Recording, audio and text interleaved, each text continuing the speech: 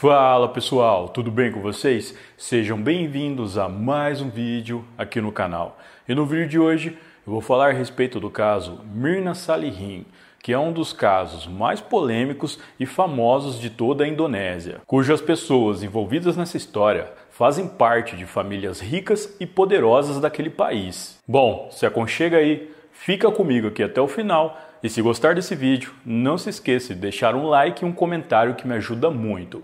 Então, sem mais delongas, bora pro vídeo. Wayan Mirna Salihin, mais conhecida como Mirna, nasceu em 30 de março de 1988, na cidade de Jakarta, capital e maior cidade da Indonésia, um país localizado no sudeste da Ásia.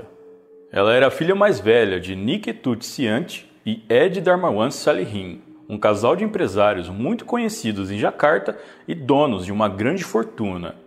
Além de Mirna, o casal tem mais 4 filhos, sendo eles Meide Sand, que é a irmã gêmea de Mirna, Ni Wayan, Fabrina e Kevin. É dito que Mirna, assim como seus irmãos, teve uma infância tranquila e feliz. A família era muito unida e costumavam fazer várias coisas juntos. Após concluir o ensino médio, Mirna se mudou para Sydney, na Austrália, e se matriculou em uma faculdade particular chamada Billy Blue para estudar design no ano de 2007. A jovem estava muito empolgada com esse novo caminho em sua vida. Ela também estava muito ansiosa para fazer novos amigos. Na faculdade, Mirna conheceu outras 3 garotas que também eram da Indonésia, sendo elas Hani Juwita Bun, Aris Marco e Jessica Wongso. Rapidamente, as 4 se tornaram amigas e passaram a explorar a bela cidade de Sydney juntas. Agora eu vou falar um pouco mais a respeito de Jessica Wongso, já que ela também é uma figura central desse caso. Jessica, assim como Mirna, também nasceu em 1988 e em Jakarta. Ela também era proveniente de uma família rica, mas ao contrário de Mirna, ela não era tão apegada à família. No ano de 2005, enquanto ela ainda era adolescente, a sua família resolveu se mudar para Sydney, por conta de negócios que o seu pai tinha a tratar.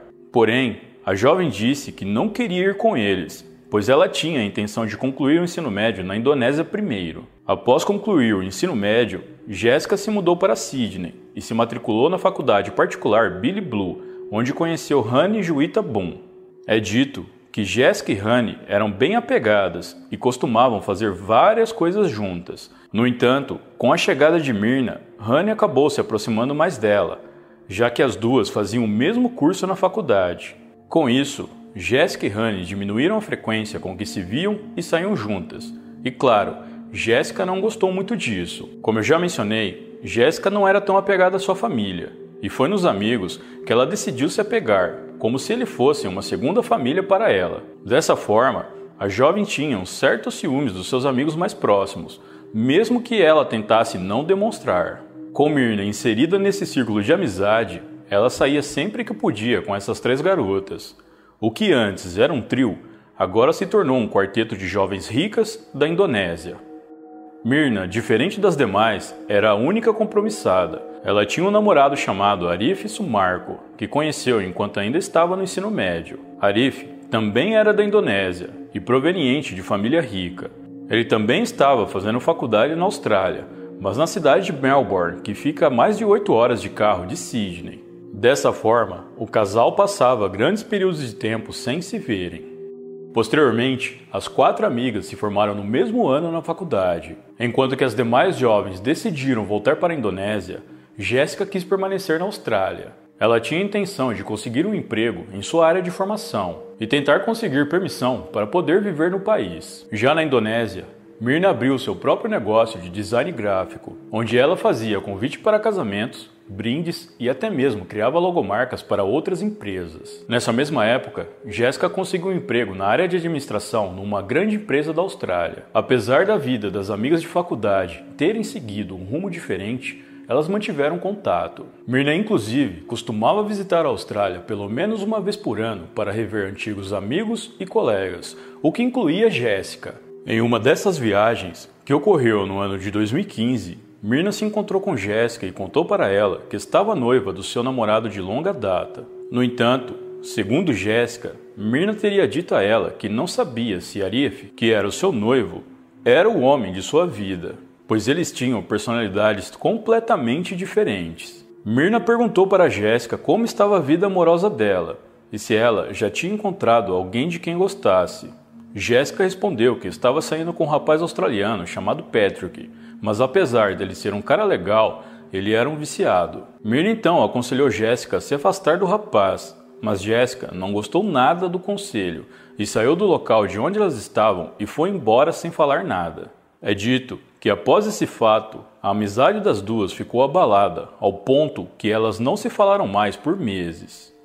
Em dezembro de 2015, Jéssica foi para a Indonésia na intenção de visitar amigos e parentes. Por mais estranho que pareça, a primeira pessoa que Jéssica contatou assim que chegou no país foi Myrna. Jéssica mandou uma mensagem para a jovem dizendo que estava no país e que iria passar um tempo em Jacarta e que gostaria de vê-la. Myrna aceitou o convite, mas ela não quis ir sozinha. Ela levou seu companheiro junto.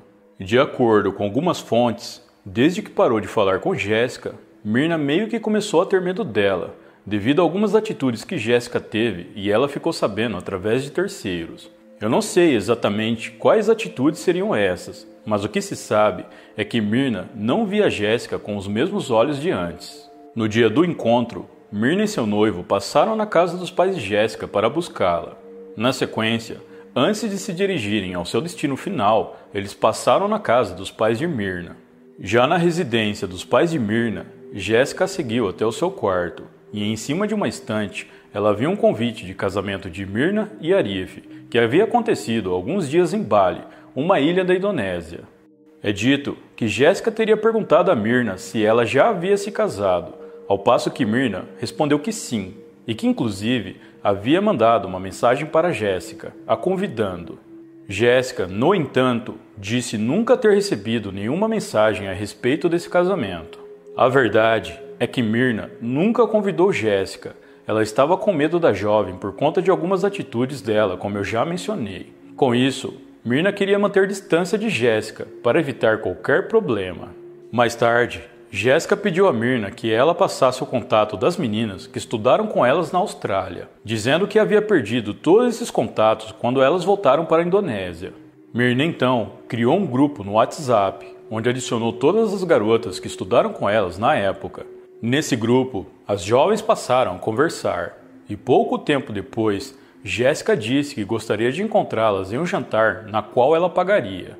A princípio, as garotas disseram que estavam muito ocupadas devido ser final de ano e tudo mais, mas Jéssica insistiu, dizendo que não era problema, pois ela ficaria na Indonésia até meio de janeiro e elas poderiam marcar o jantar nesse tempo.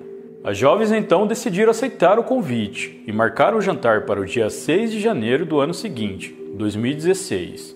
O local escolhido por Jéssica foi o famoso café-restaurante chamado Oliver Café, que fica dentro do Grand Indonésia, um shopping de alto padrão localizado na cidade de Jacarta. O horário combinado foi entre as 5 e 5:30 da tarde.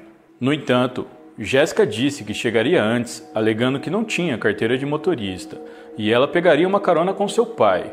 E como seu pai não queria pegar trânsito no horário de pico, disse que a levaria até o local, mas teria que ser bem mais cedo.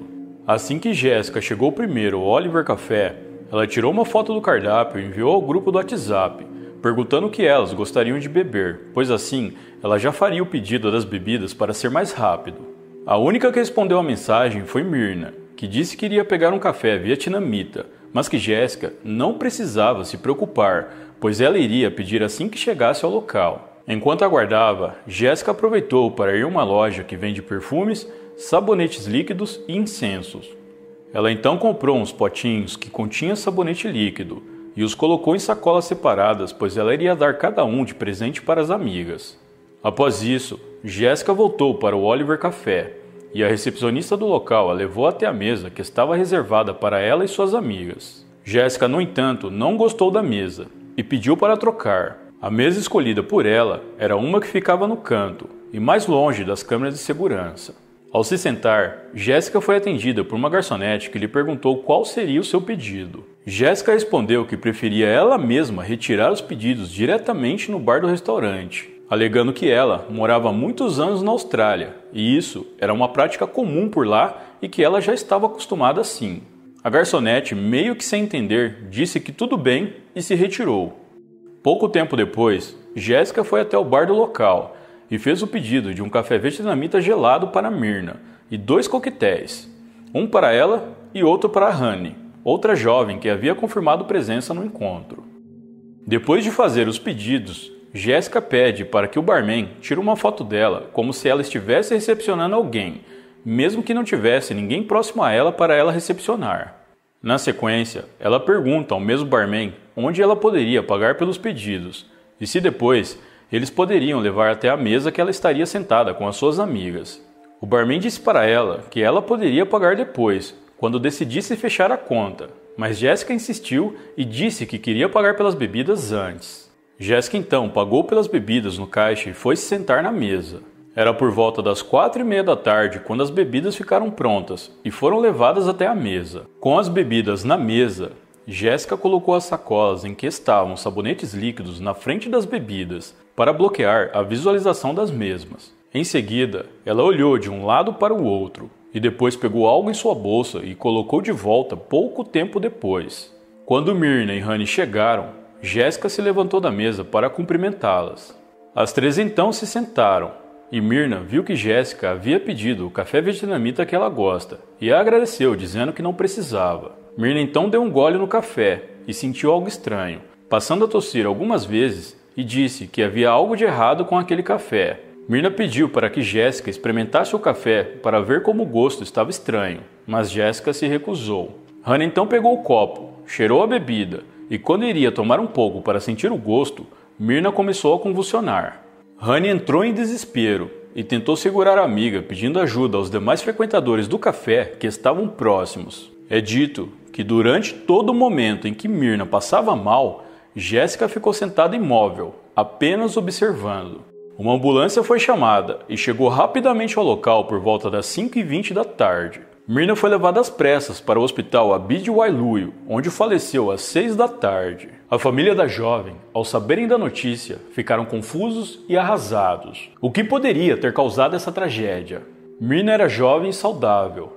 Ela costumava ir ao médico da família regularmente, e se ela tivesse algum problema grave de saúde, certamente teria sido detectado antes. Os médicos informaram a família que eles só saberiam de fato o que aconteceu com Myrna se uma necrópsia fosse realizada. A família, no entanto, por questões religiosas, disseram que não iriam permitir a realização de tal procedimento. Os médicos insistiram, dizendo que era a única maneira deles saberem o que aconteceu com a jovem. A família, ainda relutante, permitiu que fosse realizada uma necrópsia, mas parcial. De acordo com o laudo, havia uma pequena quantidade de cianeto no estômago da jovem. Posteriormente, foi feita uma análise no copo de café vietnamita que Myrna bebeu e que havia sido recolhido pelas autoridades para uma perícia. No copo, foi encontrada uma grande quantidade da mesma substância que a jovem havia ingerido, o suficiente para tirar a vida de mais de uma pessoa.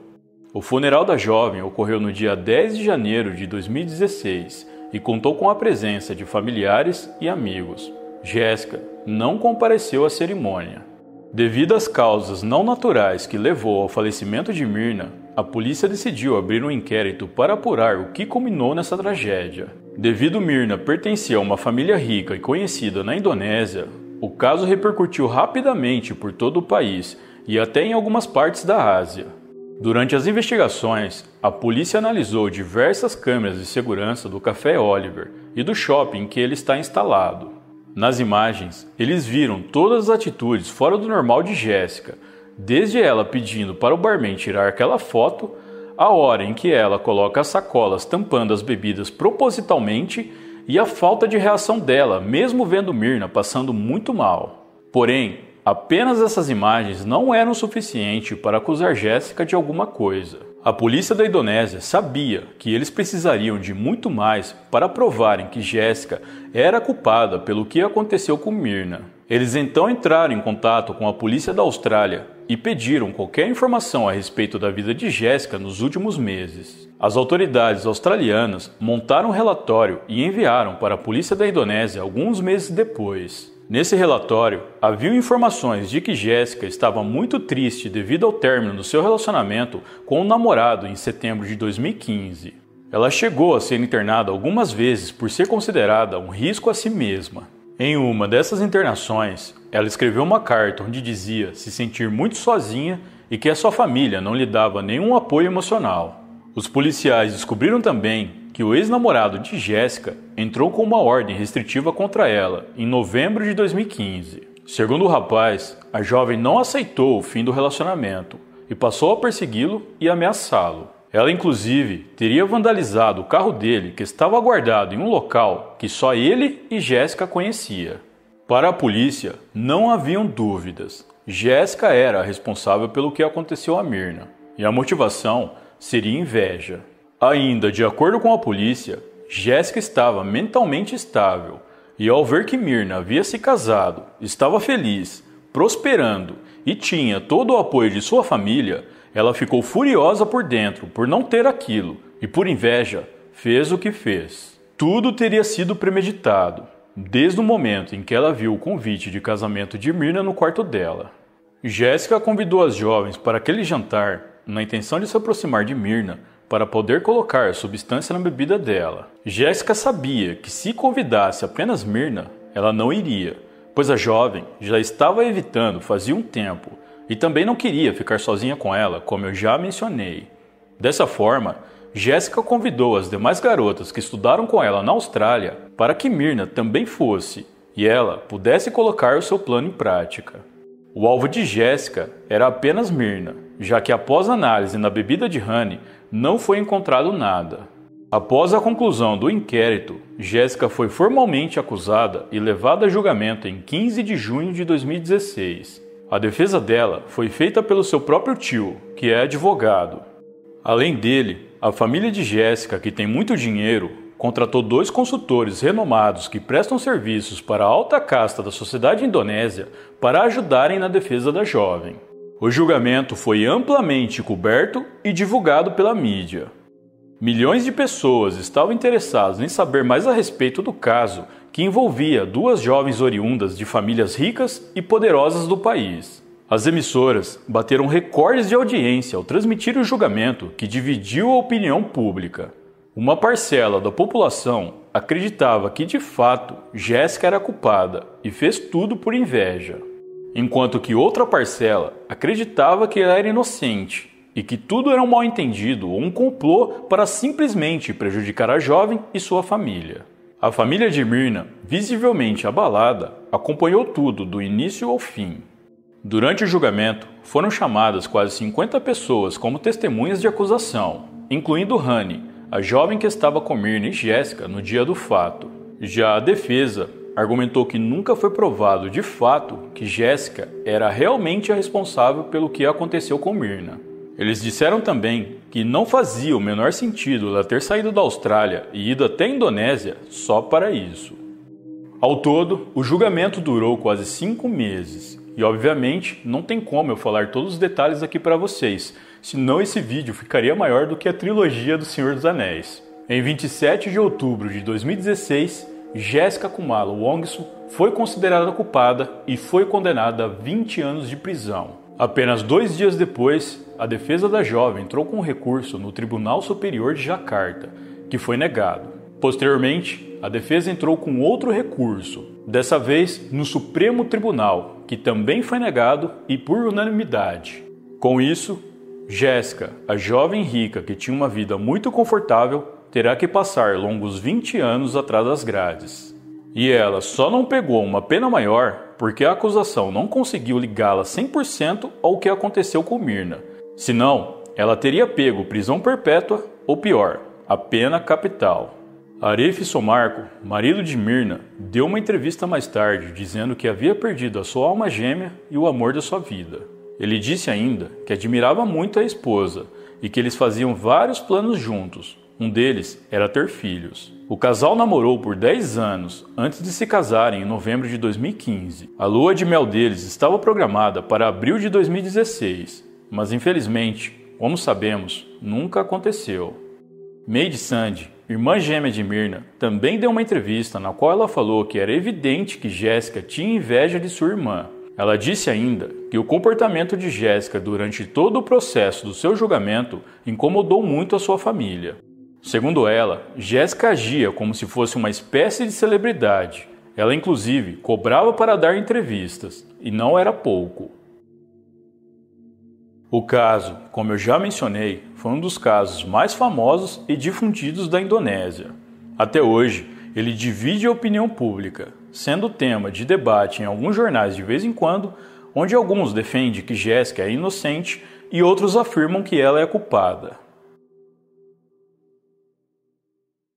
E você, acredita que Jéssica é culpada ou inocente? Bom, eu vou ficando por aqui. Muito obrigado por me assistir até o final, um grande abraço e até a próxima.